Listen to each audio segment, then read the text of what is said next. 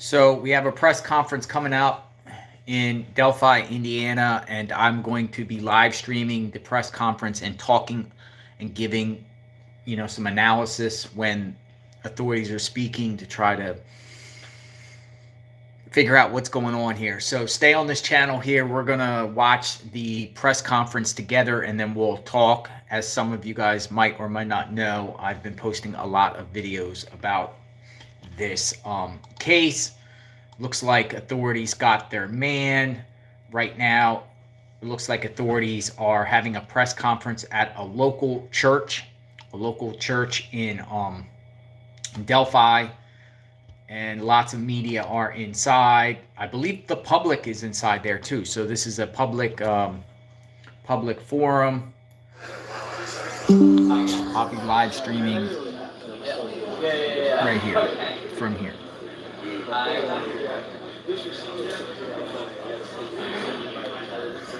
Yeah, and then here you are at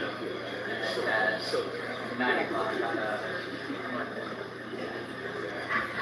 But go on my videos. I've been posting a lot of videos about this Richard guy. We are digging in deep on Richard, right? We want to find out what Richard, who he is, his background, where he comes from. We're trying to figure out if there's a link between Richard and Keegan Kline. Keegan Kline is the individual that was using the Anthony Shots profile to try to lure one of the victims out that day. He was arrested. He's in custody. He's been in custody for a couple years, charged with lots of bad acts. And but recently, Keegan was actually taken out of the jail and speaking to Indiana State authorities. I find that interesting because that was only a few months ago, and this was in preparation. He's going to trial soon, so I'm wondering if he copped a plea or told some information to authorities that then ultimately led them on to Richard, or is there no connection whatsoever? Now, Keegan Kline, he is from Peru, Indiana, which is about 45 minutes from Delphi. It's about 45 minutes northwest of Delphi. But Richard used to live in Peru, Indiana. He used to live in Peru, Indiana, and also I am told that his parents, Richard's parents, used to work for a company in Peru, Indiana. Schneider's, it's called Schneider's. It was a business that actually got shut down. But I'm hearing that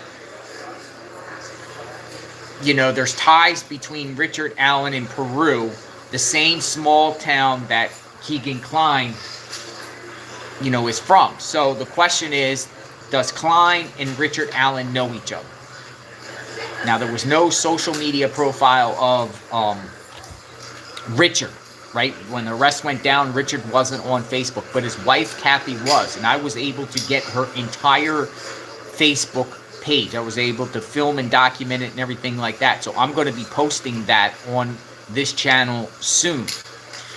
Okay, this will serve as your 2-minute warning. 2 minutes. Again, one last time, please silence your cell phones. And again, at the conclusion, Sergeants Tony Slocum and Sergeant Glenn Fifield will be passing out the press release that we're going to be issuing. So they'll be looking for you. Please look for them as well. So 2 minutes. Thank you very much. Rick, we are on standby. Sir, we are on standby. Good morning. Whatever you need. All right, 2 minutes. So I'm trying to figure out a connection between Kline and Richard Allen. Now, they might even say here, authorities, I don't know what they're going to say here. I don't know what, I know they're going to announce his name. Okay. That he's been arrested. But what information are they going to give to the public? I mean, there is a lot of media outlets at this press conference right now. There is tons of them. I saw them. It's inside the church. It's packed. So people are going to, and the media is going to ask officials here questions. Now, are they going to answer questions, or are they just going to give a statement and then leave off? Remains to be seen. But we're going to talk about it as it goes on. We're going to talk about it afterward when it's going on, because I'm following this case. Hopefully the family gets, some sort of the steps of closure. What is closure? That's depends on the family or whatnot. Good morning, everyone. Thanks for coming on. I put a lot of videos out on this case. So I kind of have a lot of insight about the background of Richard Allen. I mean, I've been digging completely, worked at CVS, pharmacy technician, got his license to do his work there in 2017 after the murders. Around the time of the murders, his wife wasn't posting anything with Richard on her Facebook page around the time of the murders, which I thought was interesting. And I'm also hearing that right after the murders, Richard was committed himself, or was involuntary committed, or committed himself, I can't get clarification on that, into a mental hospital, a mental facility for 30 days because he was having psychological issues. Now I'm wondering if that was because, the guilt, or, what he did with these two girls. But what was Richard doing around that area that day? He lives about 2 miles away. Here comes authorities now. I'm going to spin it around. We'll talk later.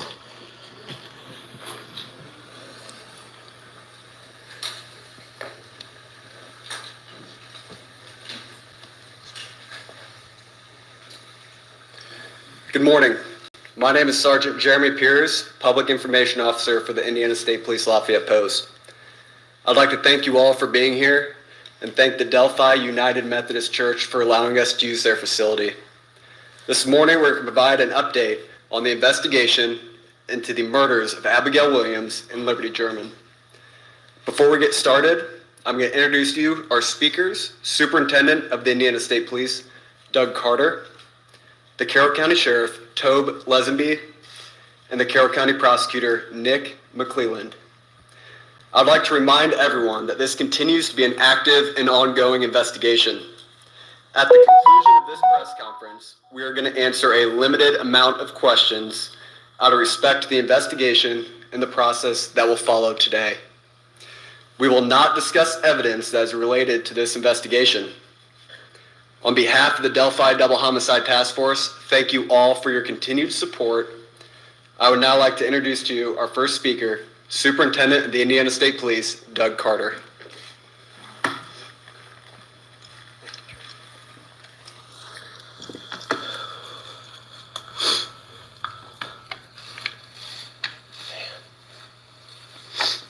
Give me just a second here.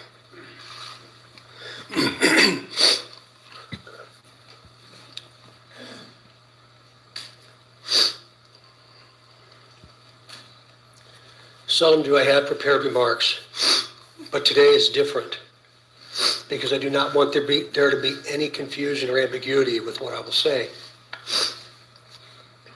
Today is not a day to celebrate, but the arrest of Richard M. Allen of Delphi on 2 counts of murder is sure a major step in leading to the conclusion of this long-term and complex investigation.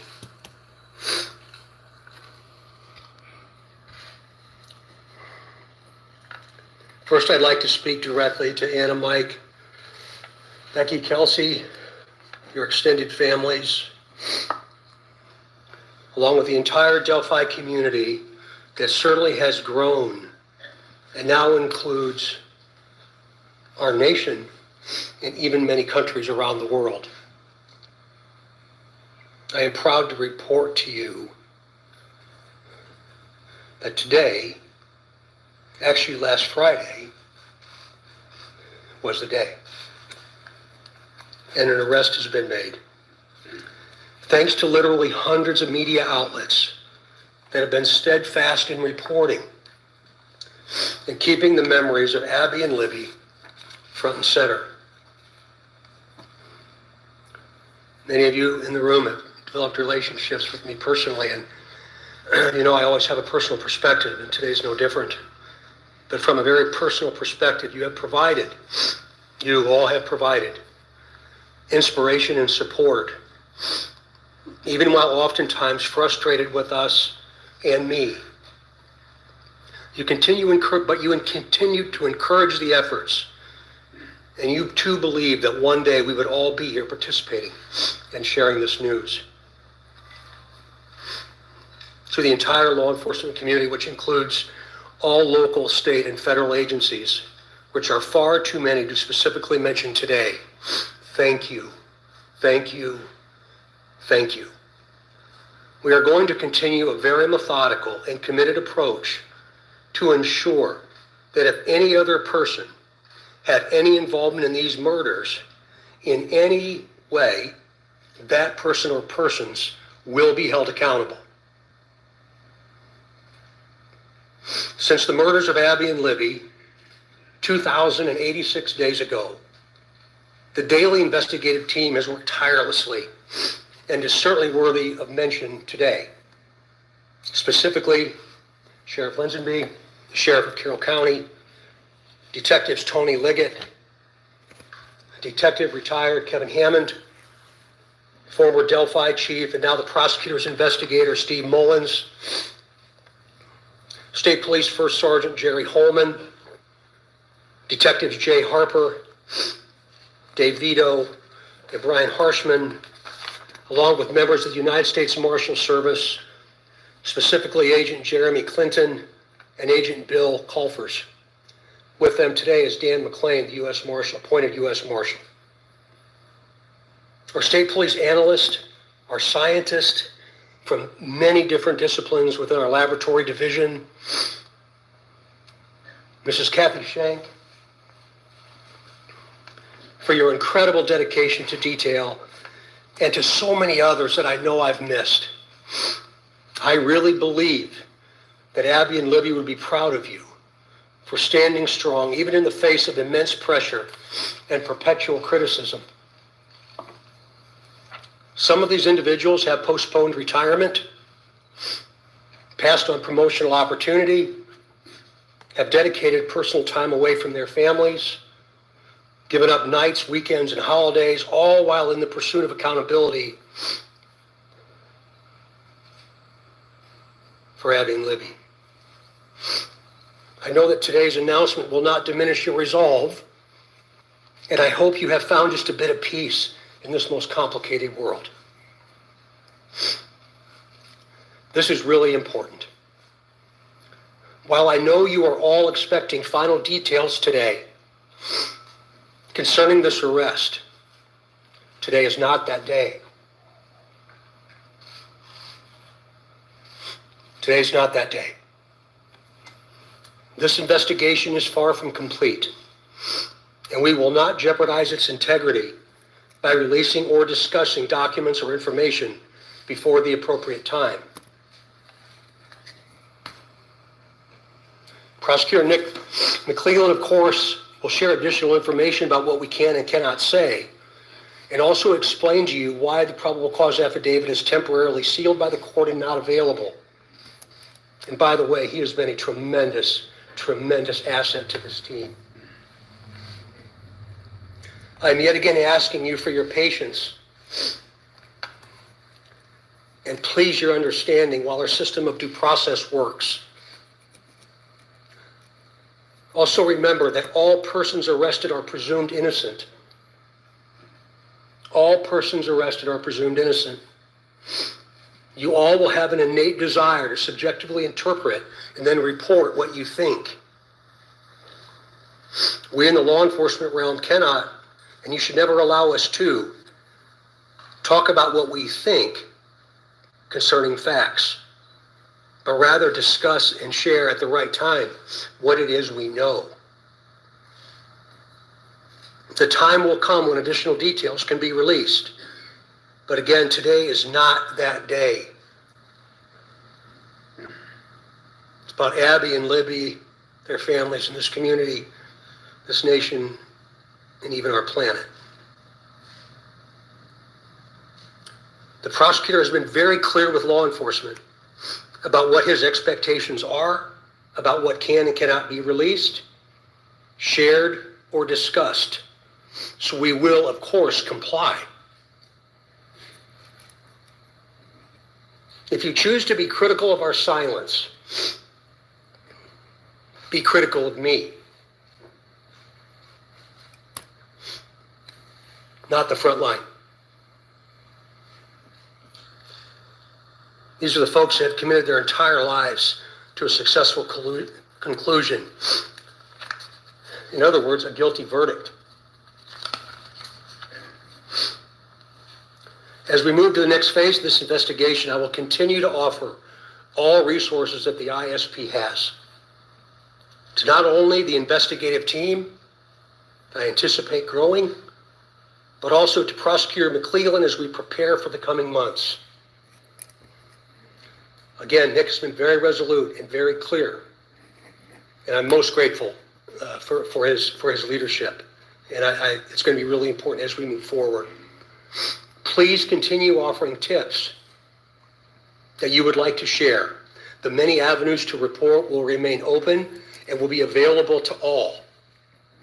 Please continue doing that. In closing,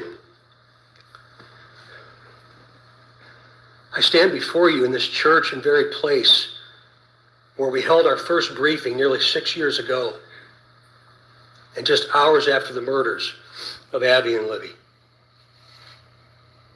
Right here.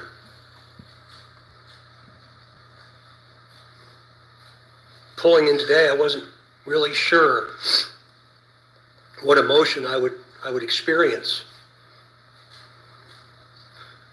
But peace came over me. I didn't expect that to happen. And I hope all of you, with all the different responsibilities you have from around the planet today, have felt some of that as well. But remember, we're not done. I think what we all have experienced proves that together there's nothing we cannot do. But more importantly, giving of ourselves, all of us,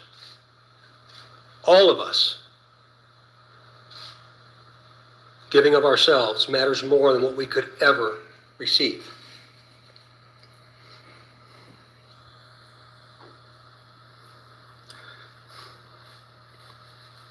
Abby and Libby, though in death, have had a profound effect on so many of us, on how we live, and as importantly, who we all should be. I would now like to introduce to you my friend and the Carroll County Sheriff, Tom Ledsby, for his remarks. Sheriff.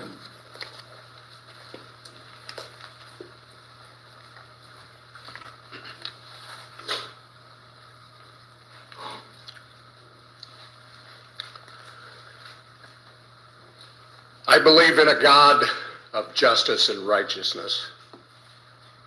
Today, I believe that same God has provided us with justice for Abby and Libby. As Sheriff of Carroll County, Indiana, I want to publicly and sincerely thank each individual who played a role in helping us during this 5.5-year investigation. Whether it was in an investigative capacity, providing tips, cards, or letters of suggestions or encouragement, phone calls, and thousands of other countless ways of communicating. I earnestly thank those who prayed for this moment in time. We now move forward through the Indiana criminal justice system, allowing the system to provide its due diligence and process in providing that justice which is owed Abby and Libby, their families, and this community. Thank you.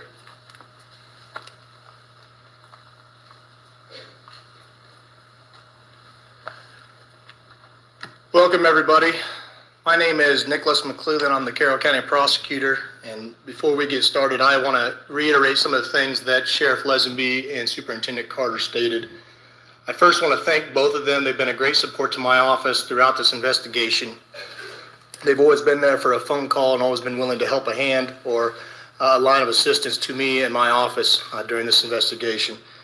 I want to thank the team behind me. This is the Homicide Task Force team that we've put together.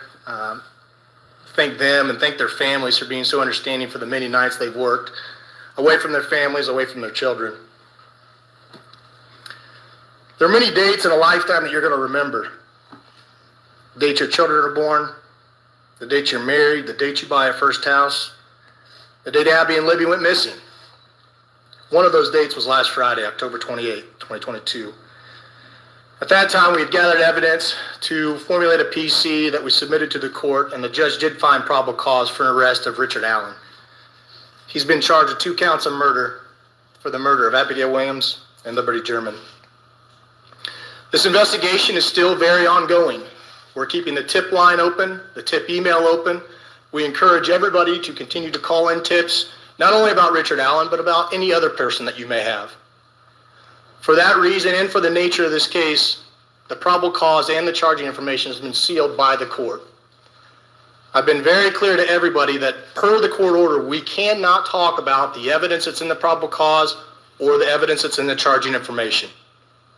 That will become evident to you at some point and it'll be released, but right now is not that day. Today's about Abby and Libby, focusing on them. Mr. Allen has had his initial hearing. He's entered a preliminary plea of not guilty. The matter's been set for a pretrial on January 13th at 9 a.m., 2023, and a trial date of March 20th, 2023 at 9 a.m. He is presumed innocent. We will have an opportunity and day in court when we can present the evidence that we have against him. But until that day, he is presumed innocent. I want to open up to a few limited questions from the audience. But again, keep in mind, we are not going to talk about the evidence that we have in this case or about the charging information. We cannot. Those things have been sealed by the court. And so I want to open up a few questions. Prosecutor, when did Richard Allen become a suspect, and do you think he acted alone? Again, that's part of the investigation, so I'm not going to talk about those things. What I can say is that we have probable cause established by the court for his arrest, and he is in custody. He's being held currently without bond. How long has he been a suspect?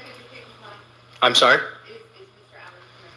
Again, that gets into the evidence we have of the investigation, and I know from everybody it's frustrating. I know everybody, not only reporters, but the family, everybody wants to know more information. I understand it's frustrating, but my goal is to maintain the integrity of this case.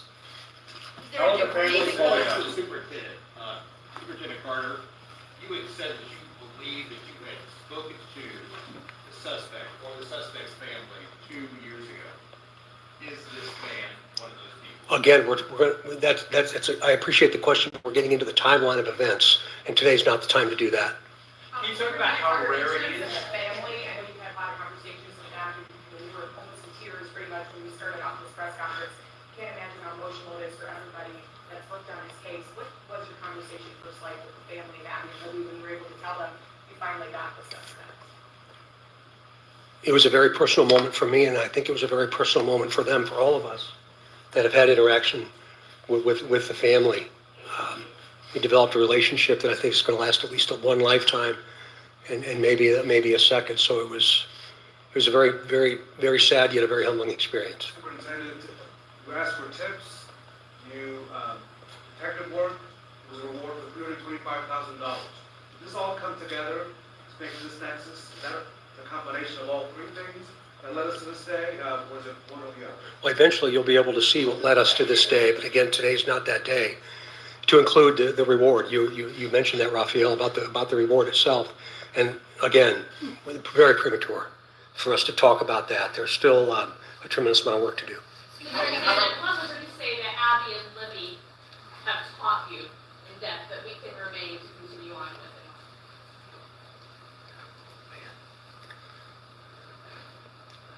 I think probably resilience and understanding the value of each and every day.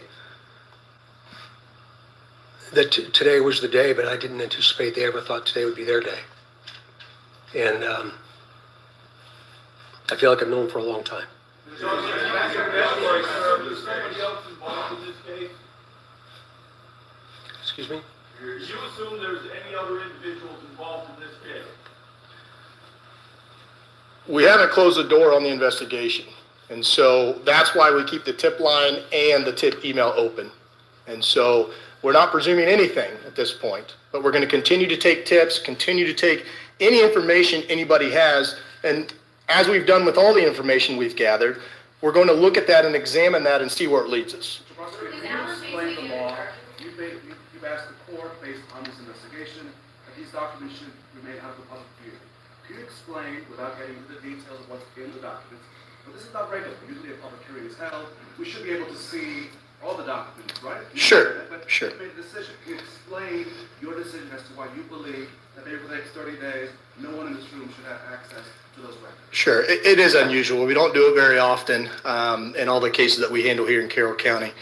We did it in this case because the investigation is still open. And while all cases are important, the nature of this case has some extra scrutiny with it. And so my office, felt it was important to seal those records. There will be a public hearing on whether or not those records are going to remain sealed or not.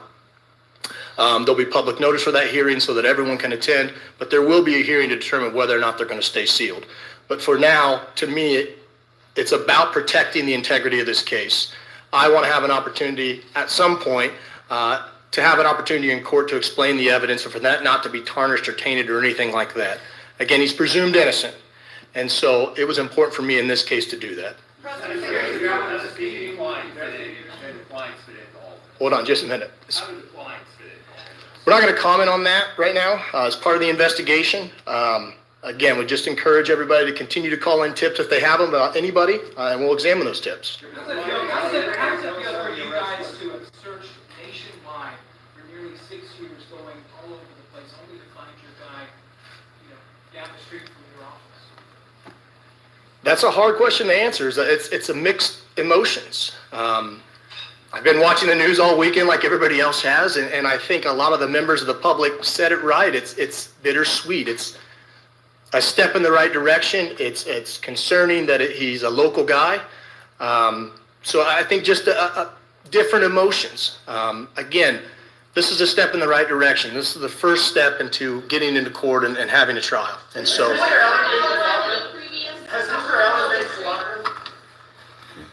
All right. That concludes our press conference today.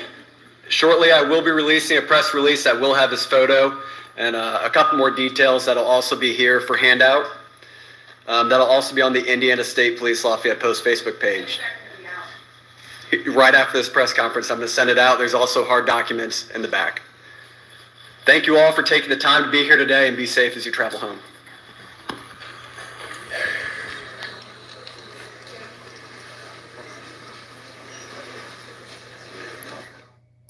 All right, everyone. Not much information released. Not much information released. I wrote a couple notes down. Looks like the case is still open, right? Usually, when you catch a suspect in a crime, they got their guy, but they're not saying. It makes me believe that they think others are involved or could be involved. Now, how involved, right? Enabling him, helping him conceal, being with him when he did this crime. Who's involved? It makes me want to think, is Kathy, his wife, involved in any way? Kathy, his wife. What do you think? What do you think? Now, he has a January 13th preliminary hearing. I think I'm going to go up there and attend this hearing. And then also the issue with a lot of journalists and the public, and it applies to me too as a journalist. They're sealing the records. That's unusual for authorities to do. The affidavit of probable cause is always public information. So this prosecutor wants to keep this, tight-lipped. He explained why he wants to keep this tight-lipped. What's your thoughts on that? Should the case be open for at least the public to know what's going on? But they have the tip line still open. They want people to to submit tips. Is this? I've read and heard that Richard Allen is not cooperating with this case. He's not cooperating at all. So I doubt he gave them anything, any statement, probably played denial or shut up or whatnot. There was rumors that they searched his home a week ago out back and was digging things up and took his truck. At that point, did he get a lawyer before the arrest on Friday? Lawyer up, and the lawyer told him to just shut up and don't say a word. That could be the situation. So when they did arrest him, he's already used his Miranda rights and not speak about anything, then taken into custody. But it looks like the authorities have something. You have to get something, a probable cause, a judge to sign off on something for an arrest. They have to have something, a witness or some sort of key piece of evidence to at least arrest him for it. But I don't think the authorities clearly know what exactly happened and if anyone else is involved. That's my take on it. That's my take. What other defendants? We didn't hear anything about Mr. Klein. We didn't hear anything about any other individuals. Is his wife involved? What does his wife know? I posted videos on my Facebook page, prior videos, he wearing his jacket, right? He had a jacket. And it looks, the jacket that I have a couple photographs of him wearing, Richard, looks exactly like the same jacket as the man seen all these years. So, and he also said that their investigative team continues to grow, which I found odd too, because usually, you get the suspect, you get the killer, you get the guy that did the crime, and the investigation at that point starts to come to a close and you downsize. But the Carter, the Indiana State Police superintendent, said his investigative team is continuing to grow. It's continuing to grow. So what else? Is this something bigger than it is? Is there more? I mean, what a journalist should have asked the question was, is the public still in danger? Is there still a threat to the community in reference to this case? That's what a journalist should have asked, because then, they would either say yes or no. If they would have said no, then they probably have their guy. But if they would have said yes, that means there could be others involved. Who are the others? Who are the others? Did Kathy, his wife, speak to authorities? Is she, did she, there was rumor in, we have a Facebook group, and we have a Facebook group on this case, and it has 24,000 members, and people are saying that it was Kathy that turned him in, or a family member. Is she cooperating or not? But it is going to be an interesting case now because we don't have information. That press conference did not reveal anything. So the wild speculation is just going to keep existing. It's just going to, there's people like myself are just going to keep trying to dig and figure out pieces and who's connected to who and where was Richard Allen around that time, and is he involved with other murders? Is it a bigger plot? Was this actually a conspiracy between Richard Allen and Klein and other people to lure these girls out, via the internet into this location to trap them into an act? Or was Richard, just walking and just did this, whatever he did to them, just by chance, by seeing them right there and doing something? Was this a scheme? What's going on here? What is going on? So whatever the hearing is he said there's going to be another hearing also to unseal or to determine if the probable cause affidavit and the records get unsealed or not. That usually journalists file motions for that, and the judge will hear it. The judge will hear the side of the journalist saying it's First Amendment right, the public has a right to know, and then the prosecutor is going to explain his position why the record should not be unsealed. And then, the judge will decide, knowing that this is a small town, Carroll County, makes me think the judge will probably side with the prosecutor when it comes to this, because it looks like it's a tight-knit community. I mean, that town, Delphi, only has 3,000 people. 3,000 people. But you notice one of the reporters was asking him why, you expanded this out nationwide as a nationwide search, and then the killer was right under your nose. The guy lived in town. He worked at CVS. It's right down the street from the sheriff's office. I mean, I don't understand how and why the police didn't take every single DMV, get access to DMV records of every single male in that town. You're figuring 3,000 people. There's probably got to be maybe 1,000 men, 1,000 women, 1,000 kids under, juveniles, but, they didn't take the profiles in that area, that general area, and look at these photos and narrow it down. I mean, I would have done it if, as an investigator, but I'm not going to sit here and knock the investigation. It's 5.5 years. You heard the you heard the Superintendent Carter. I mean, he was like, they take a bunch of constructive criticism and negative feedback for not solving the case, but he appreciates everyone caring, and he said he wanted the media to put this case out there over and over and over and over. And I followed this case years ago, but this was like something makes me want to follow and figure out why Richard did it. Sure. And then the family's not getting, the family, they get an arrest, they get news, right? Friday of an arrest, that's relief.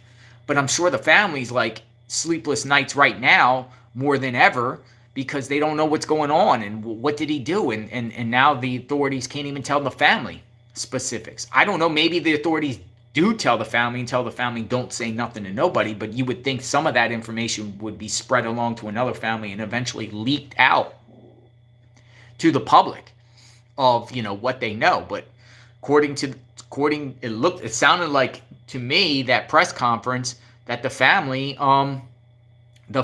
doesn't even know what's going on either. They don't even know specifics about what led them to Richard. Unless one of the family members, victims' family members gave them the tip that actually knows. But it doesn't look like, and it just looks like the authorities still don't know no answers either. They don't know information, and that's going to make it tougher on the case too, because down the line you arrest somebody, and you don't have the full scheme of what happened and everything like that. I think that would be beneficial to the defendant. But putting this guy's image out there, I'm sure at this point for the next couple of weeks, they're going to get racks of tips from people, sightings from Richard. People are going to probably send photographs and pictures. And, now that this guy's been identified, just like what we're all doing, we're all going all over social media from, Facebook to Twitter to wherever. We're looking at we're scoping every profiles. We've all done background checks on this guy, who's he's affiliated with, his daughter married a guy recently around the same time. I don't know. Other law enforcement agencies deliver more information. Yeah. So follow my channel. Surprised he didn't flee when the cops came to check on his fire pit last week. Yeah, weird. I mean, you had a week. Yeah, I think at that point he probably contacted a lawyer, and the lawyer told him, don't speak, don't do nothing. And, so when the authorities came in and arrested him, he was already said, hey, I have a lawyer, I'm not speaking. That's why he's not cooperating. Usually when, if you would think that most of the time when defendants get arrested for crime, they give some sort of statement to police, right? And that statement is used against them. So he's not cooperating. So it doesn't sound like he gave a statement at all.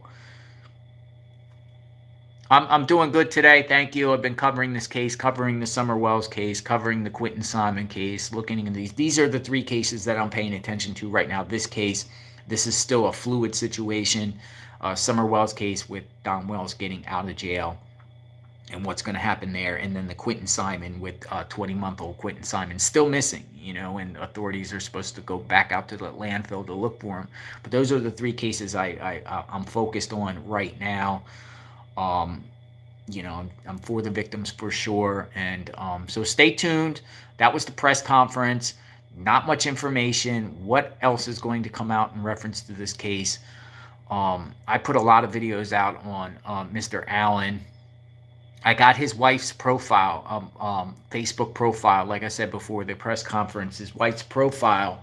I was able when it's cool because I have people that work with me, right? And we knew about an arrest like instantly. Matter of fact, if you can go see it yourself, I was the first person on YouTube to put this guy arrested out on YouTube. On my very, very first video, go back.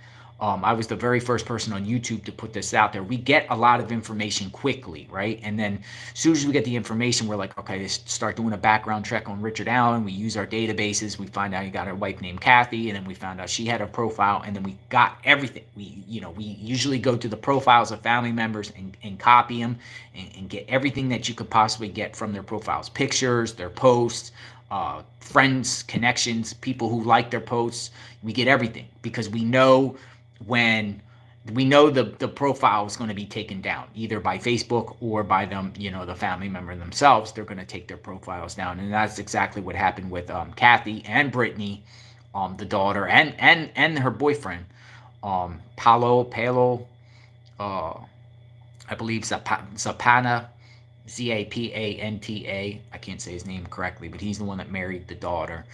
He's the one that Richard was seen on a couch holding, hugging this guy. It looked kind of intimate to me. It kind of looked kind of weird to me. But her whole Facebook profile, including the videos of the chairlift when they're up there in Gatlinburg going down the chairlift with him speaking, when she walked up on him in the car where he was wearing that, looked like that same jacket. He and playing pool where they were at JC's bar. There's we copy everything, we get everything, so we have everything, and then we can now go through everything. We can go through everything. But I don't think Richard had a Facebook profile that I know of. If he had a Facebook profile, maybe he took it down the time a week ago when they actually went and searched his home, or they could have got it beforehand. They could have, he could have got rid of his Facebook profile. Who knows? Or maybe he never even had one and said, I'm not going. Paola is allegedly an illegal alien. I made a video about that. He has 0 family ties. He comes from multiple countries in this country. I don't know his status. I don't know his legal status or whatnot.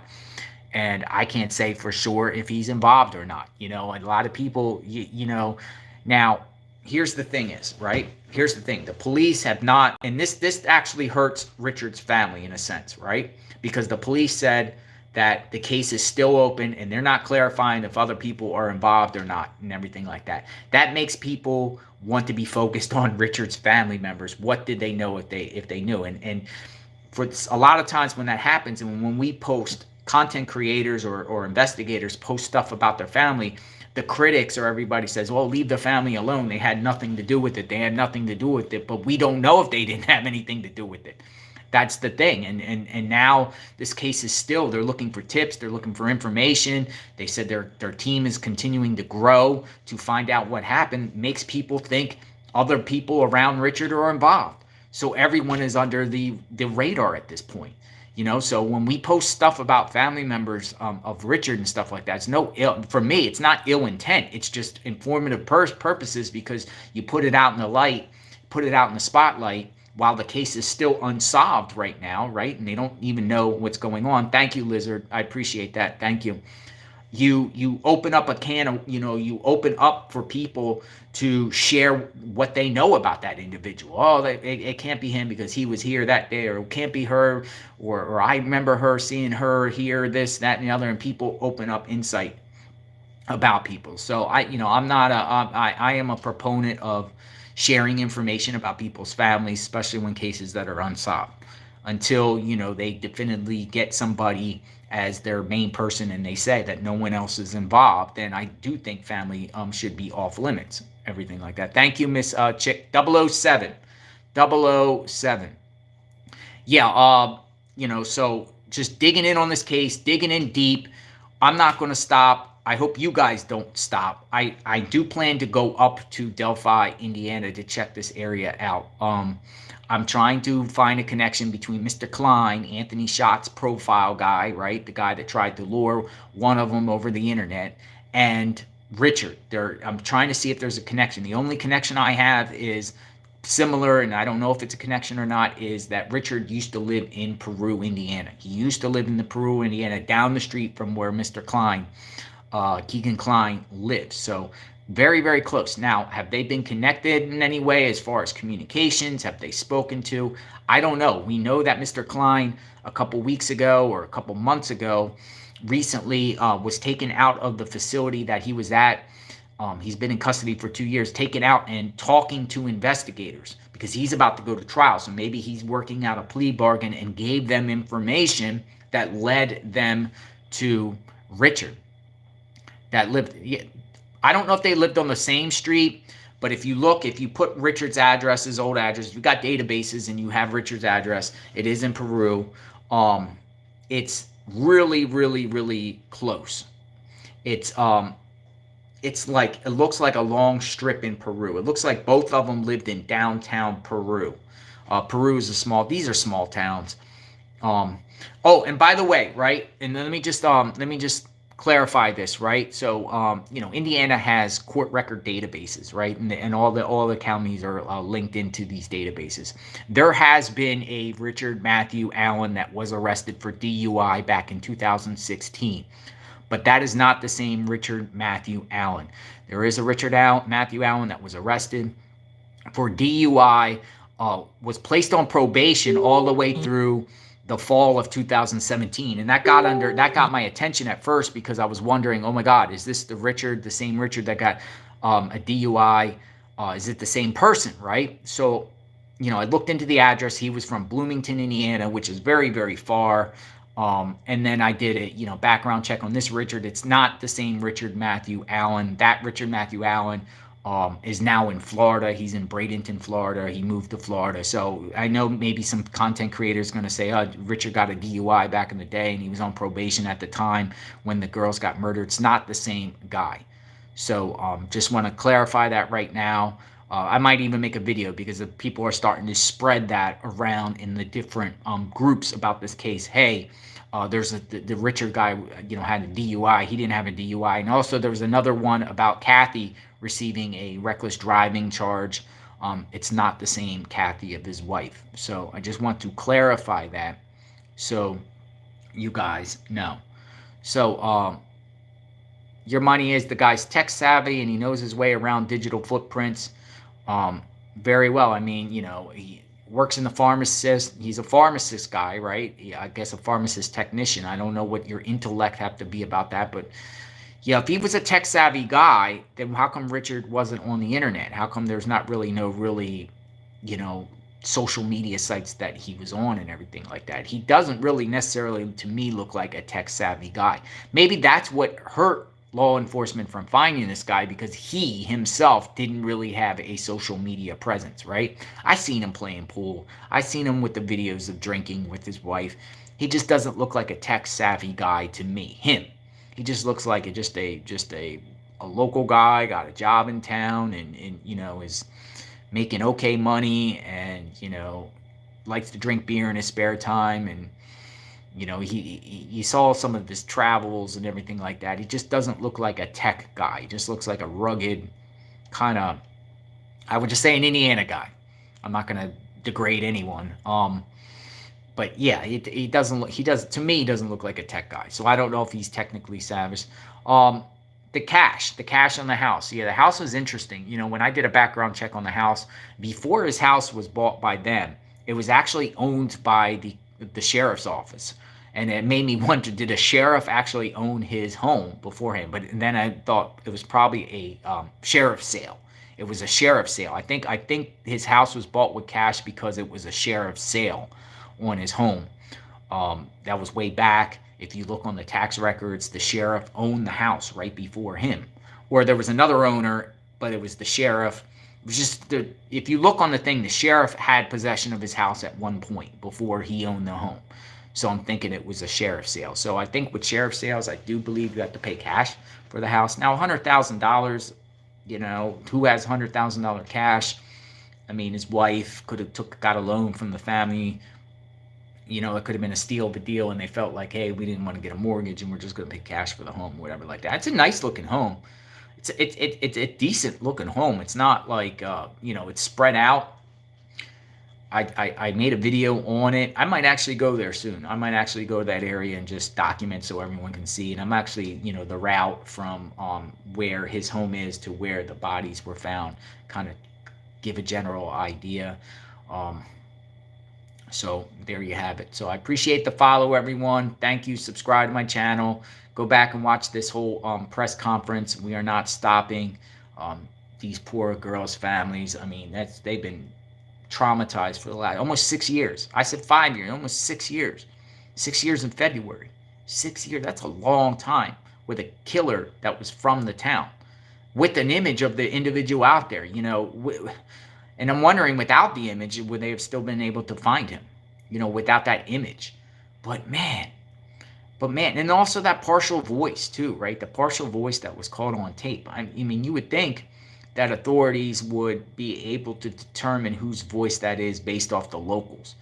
So it's just I'm not blaming police, and I'm not knocking police and saying they didn't do their job here, but that's a long time, you know, from somebody right out under their nose. And I saw many composite sketches, you know, that they were, you know, throwing out there. Maybe that just confused people with the multiple sketches out there, that they couldn't, you know, narrow it down to a guy.